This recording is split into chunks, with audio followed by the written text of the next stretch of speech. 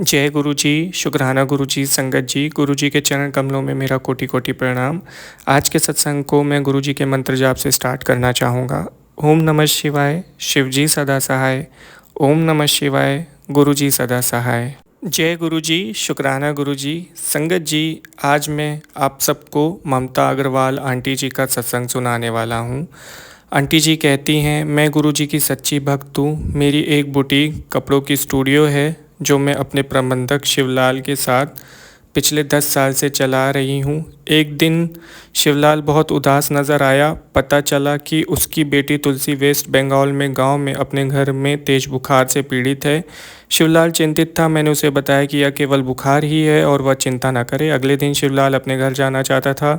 उसकी बेटी को अस्पताल में भर्ती करा दिया गया था। गांव वालों को विश्वास था कि उसकी बेटी काले जादू की शिकार है। मैंने उस दिन शिवलाल को बड़े मंदिर लंगर के लिए भेजा और उससे कहा कि वह तुलसी के लिए गुरुजी से प्रार्थना करे। क्योंकि वह मंदिर में था इसलिए उसका मोबाइल बंद था। इसी बीच शिवलाल की पत्नी जो उसके संपर्क करना चाहती थी, उसका मोबाइल न मिलने के कारण उसने मुझे संपर्क किया। उसने बताया कि उनकी बेटी की हालत बहुत ख़राब थी और वह शिवलाल से तत्काल बात करना चाहती है। मैंने शिवलाल की पत्नी से कहा कि वह मेरी बात गाँव के अस्पताल के चिकित्सक से करवा दे। चिकित्सक ने बताया कि उसकी बेटी को मस्तिष्क ज्वर मेनिंजाइटिस है और उसके गांव में जीवित रहने की संभावना कम है। तुलसी को शायद किसी बड़े अस्पताल में ले जाया जाए तो वह स्वस्थ हो सकती है। मुझे समझ नहीं आ रहा था कि मैं क्या करूं। यह सोचकर कि जो हो रहा है वह गुरुजी ही कर रहे हैं, मैंने अपने एक अंकल को जो चिकित्सक हैं पटना में फ़ोन किया। उन्होंने कहा कि तुलसी को शीघ्र ही पश्चिम बंगाल के किसी अस्पताल में दाखिल करा देना चाहिए, परंतु उन्होंने किसी विशेष अस्पताल का नाम नहीं बताया।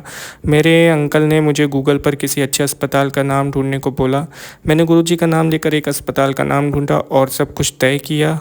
मैंने गांव वाले अस्पताल से संपर्क किया और उन्हें तुलसी को एम्बुलेंस में बड़े अस्पताल ले जाने को कहा।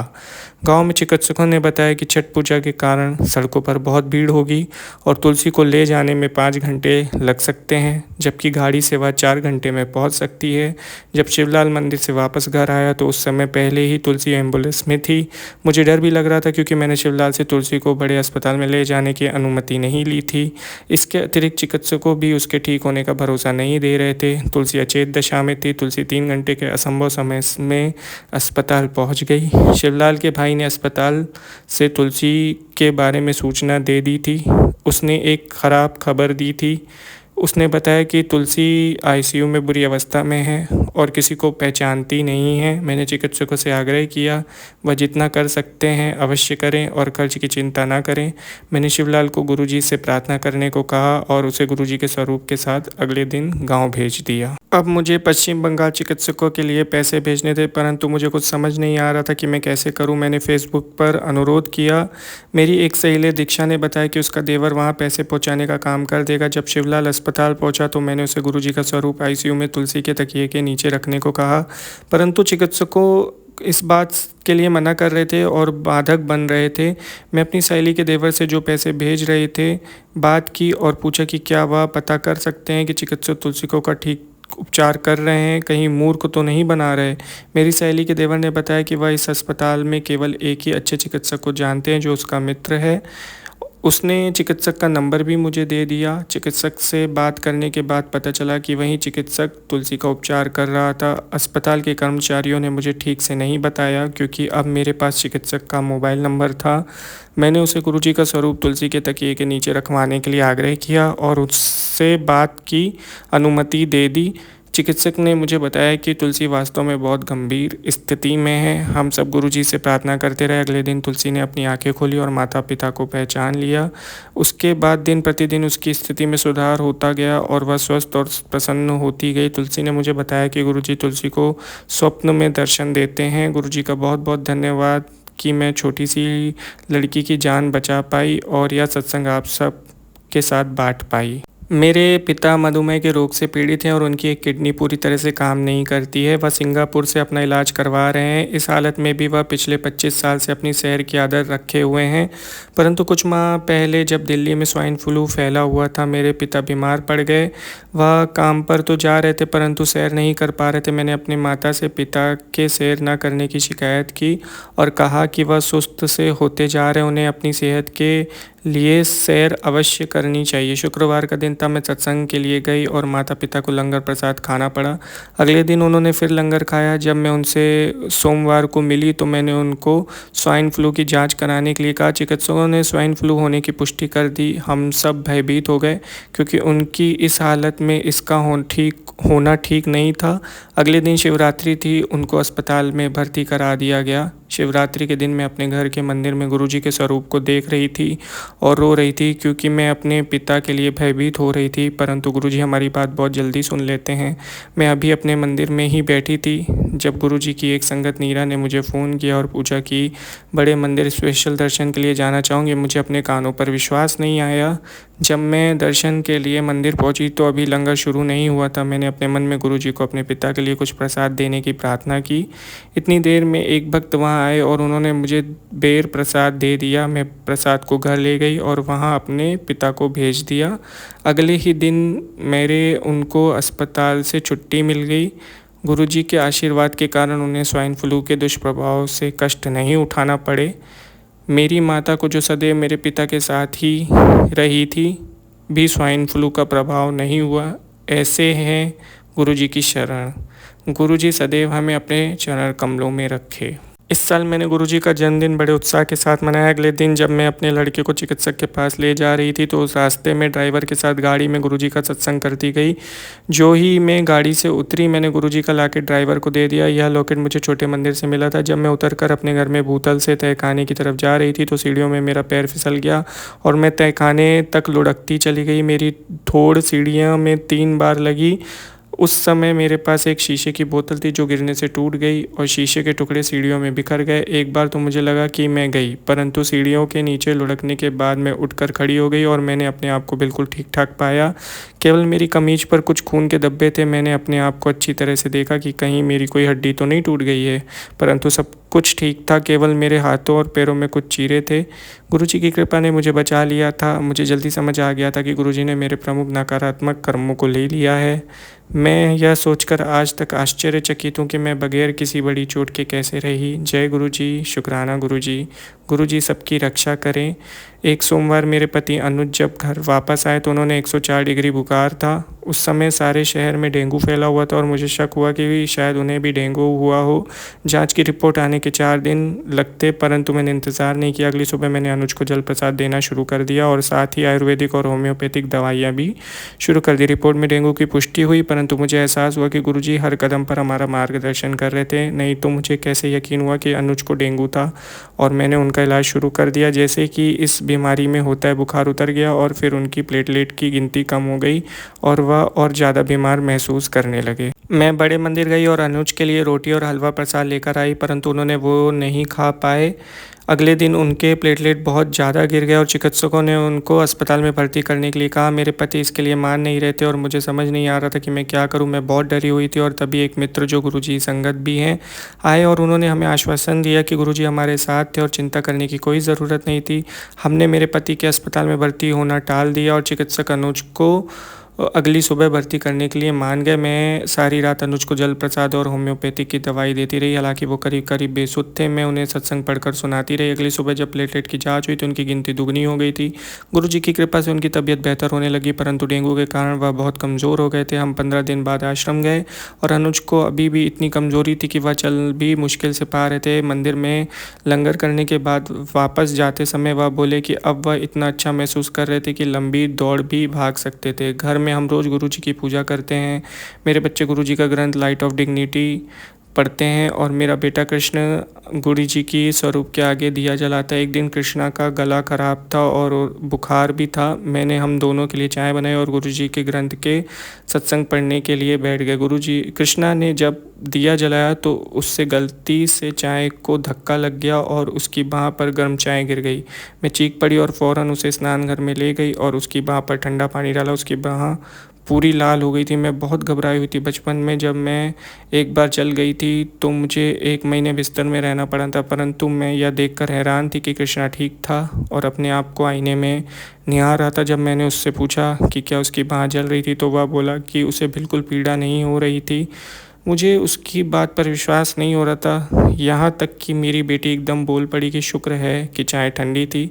परंतु मैं जानती थी कि चाय बहुत गर्म थी। यह गुरुजी का एक बहुत बड़ा चमत्कार था। गुरुजी हर छोटी और बड़ी दुर्घटना से हमारी रक्षा करते आए हैं। गुरुजी महान हैं और कुछ भी कर सकते हैं। मैं आपसे बहुत प्रेम करती हूँ गुरुजी। गुरुजी हर जगह हैं। हाल ही में एक बार फिर हमें उनकी सर्वव्यापी आशीर्वाद का एहसास हुआ। हम लंबे समय से स्पेन की यात्रा की योजना बना रहे थे और 28 मई को हमें निकलना था, परंतु 18 मई को मेरे बेटा कृष्णा को चेचक हो गई। शुक्र है कि हमने अपनी यात्रा पहले ही 2 हफ्तों के लिए विलंबित कर दी थी और अब हम 5 जून को जाने वाले थे। 2 हफ्तों बाद कृष्णा ठीक हो गया, परंतु अब मेरी बेटी को चेचक होने की संभावना थी, क्योंकि चेचक की इन्फ्यूबेशन की अवधि 15 दिनों की होती है। चिकित्सकों का कहना था कि मेरी बेटी को चेचक होने की 90% संभावना थी और मैं हमारी यात्रा रद्द करने के बारे में सोचने लगी। गुरुजी की एक संगत और मेरी सहेली शिवानी ने मुझे मेरी बेटी को बड़े मंदिर ले जाने का सुझाव दिया, ताकि उसे शबद, लंगर, जल और चाय प्रसाद के माध्यम से गुरुजी का आशीर्वाद प्राप्त हो। मैंने उसकी सलाह मानी। जिस दिन हमें स्पेन के लिए निकलना था, हम हैरान हुए यह जानकर कि हमारे यहाँ काम करने वाली गीता को चेचक हो गई थी। उसे ठीक होने में 3 हफ्ते लग गए। हम अपनी यात्रा के लिए निकले और फ्रैंकफर्ट से होते हुए स्पेन पहुँचे। स्पेन पहुँचने में हमें 15 घंटे लग गए और फिर हमें अपने सामान के लिए इंतज़ार करना पड़ा। अपने सामान के लिए हमने कन्वेयर बेल्ट पर 2 घंटे इंतज़ार किया, परंतु हमारा सामान नहीं आया। या तो हमारा सामान गुम हो गया था या फिर फ्रैंकफर्ट एयरपोर्ट पर छूट गया था। बच्चे बहुत निराश हो गए। मेरे पति अनुज शिकायत काउंटर पर पूछताछ करने गए और हम पूरी श्रद्धा के साथ गुरुजी का मंत्र जाप कर रहे थे। हम आधे घंटे तक मंत्र जाप करते रहे और तब अनुज आए और बोले कि हमें एक और कन्वेयर बेल्ट पर जाकर अपना सामान ढूंढना चाहिए, जहां तुर्की के एक विमान का सामान आ रहा था। वहां मेरी बेटी नंदिनी की नज़र हमारे सामान पर पड़ी। हम जानते थे कि ऐसा सिर्फ गुरुजी कर सकते हैं थे और हमें यह जानकर आश्वासन मिला कि गुरुजी चाहते थे कि हम खुश हों। हवाई यात्रा और सामान के इंतज़ार से हम बहुत थक गए थे, परंतु अब हमारी सारी थकान गायब हो गई थी और हम बहुत खुश थे। ऐसी होती है गुरुजी की लीला। वह हर जगह आपका ख्याल रखते हैं और पूरी तरह से ऐश भी कराते हैं। बर्सिलोना में एक गिरजाघर में हमें गुरुजी की उपस्थिति का एहसास हुआ। हमने वहाँ मोमबत्ती जलाई, परंतु हमें यह नहीं पता था कि कैसे प्रार्थना करें। हमने बस यही कहा, जय गुरुजी। 3 साल पहले मेरे पिता को गुर्दे की गंभीर परेशानी हुई और मेरे भाई ने उनकी रिपोर्ट सिंगापुर में चिकित्सकों को दिखाई। चिकित्सकों ने कहा कि ट्रांसप्लांट के लिए हम 2 साल तक रुक सकते थे, परंतु हमें दाता डोनर ढूंढना शुरू कर देना चाहिए। मेरी बुआ ने अपना गुर्दा देने का निश्चय किया और हमने उनकी जांच कराई। इलाज के लिए मेरे पिता हर 4 महीने के अंतर पर सिंगापुर जाते रहे। साल 2016 में उनके ट्रांसप्लांट का समय आ गया। उस साल जून के महीने में मैं अपने माता पिता के घर रहने गई। एक शाम मैं बड़े मंदिर सेवा करने के लिए गई, परंतु मुझे कहा गया कि सेवा नहीं थी। मैं निराश हो गई और एक कोने में बैठी हुई थी जब तक संगत ने आकर मुझे चाय प्रसाद दिया। उन्होंने मेरे पिता के बारे में पूछा और मुझे सलाह दी कि अभी मैं सेवा के बारे में नहीं सोचूं और अपने परिवार और बच्चों का ख्याल रखूं, परंतु मैंने इस बात की जिद की कि मैं कम से कम उस दिन तो सेवा कर सकूं। वह अंकल मुझे रसोई घर में ले गए और उन्होंने मुझे रोटी प्रसाद सेवा दी, जो मैंने पूरी निष्ठा से की थी। उसके बाद मैंने रसोई भंडार में भी सेवा की, परंतु मुझे उसमें मज़ा नहीं आया। मंदिर से बाहर निकलकर मैंने अपने पिता को कहा कि मंदिर में सेवा करने की मेरी इच्छा अब ख़त्म हो गई थी। मैं बहुत रोई और साथ ही मुझे एहसास हुआ कि उन संगत ने ठीक ही कहा था। अगली सुबह गुरुजी के संकेत देने पर मैंने अपनी डोनर जांच कराई। मेरे पिता ने मुझसे कोई सवाल नहीं किए। मेरी सारी रिपोर्ट ठीक आई और मैंने अपनी माँ को वो सब दे दी, ताकि अगली बार जब वे जांच पड़ताल के लिए जाएं तो उन्हें अपने साथ लेकर जाएं। 12 अगस्त 2016 को सिंगापुर में चिकित्सकों ने कहा कि अब ट्रांसप्लांट करने की ज़रूरत थी। गुरुजी की कृपा से मेरी रिपोर्ट बिल्कुल ठीक थी और चिकित्सक ने मेरी माँ को मुझे सिंगापुर बुला लेने के लिए कहा। मुझे एक दिन में वीज़ा मिल गया और मैं सिंगापुर गई। मेरे भाई और अन्य रिश्तेदारों ने गुर्दा दान करने के लिए कोशिश की, परंतु मैं जानती थी कि मेरे पिताजी के लिए यह मेरी सेवा थी। मैं गुरुजी से सेवा मांगा करती थी और गुरुजी ने आखिरकार मुझे इतनी निस्वार्थ सेवा प्रदान की। मेरी डॉक्टर, शारीरिक और मनोवैज्ञानिक जाँच हुई, परंतु मैं जानती थी कि वो सब ठीक निकलेगी, क्योंकि मेरा गुर्दा दान करना गुरुजी का हुक्म था। ट्रांसप्लांट की तारीख 1 महीने बाद तय की गई थी। मैं दिल्ली वापस आ गई और मेरे करीब मित्र और गुरुजी की संगत ने मेरा इतना ख्याल रखा कि वो अविश्वसनीय है। मेरे ट्रांसप्लांट ऑपरेशन से 2 हफ्ते पहले मुझे छोटे मंदिर जाने का निमंत्रण मिला। मुझे दिव्य दर्शन प्राप्त हुए और मुझे अपने सत्संग सुनाने के लिए भी कहा गया। मैंने बहुत धन्य महसूस किया। मेरे ऑपरेशन से 1 हफ्ता पहले मैं दिल्ली में गुरुजी की संगत से घिरी हुई थी और मुझे उनसे बहुत प्यार मिला। परंतु ऑपरेशन कुछ ही दिन पहले मेरी बेटी नंदिनी को घुटने में चोट लग गई और चिकित्सक उसका ऑपरेशन करना चाहते थे।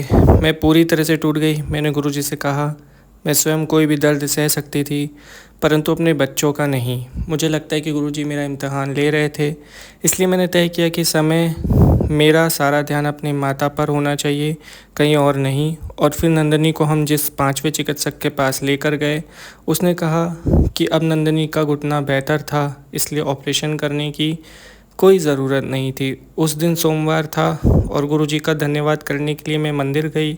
अभी मैंने प्रसाद का एक निवाला ही लिया था जब एक सेवादार ने मुझे अंदर बुलाकर मेरे ऑपरेशन के बारे में पूछा। मैं बहुत हैरान हुई। वह मुझे रसोई घर में लेकर गए, एक चुन्नी दी और उसके साथ दरबार में चलने को कहा। मुझे लगा कि शायद वह मुझे वहाँ बैठने के लिए कहेंगे या मेरे पिता के लिए प्रसाद देंगे, परंतु हैरानी की बात कि उन्होंने मुझे गुरुजी का जल भोग उठाकर रसोई घर में वापस ले जाने को कहा। मैं बहुत भावुक हो गई कि मेरे ऑपरेशन से पहले गुरुजी ने इस तरीके से मुझे आशीर्वाद दिया। इसके बाद अभी और भी कुछ होना था। मंगलवार को मैंने लंगर किया और शुक्रवार को मुझे अपने ऑपरेशन के लिए जाना था, जिससे पहले बृहस्पतिवार को मैं आश्रम गई।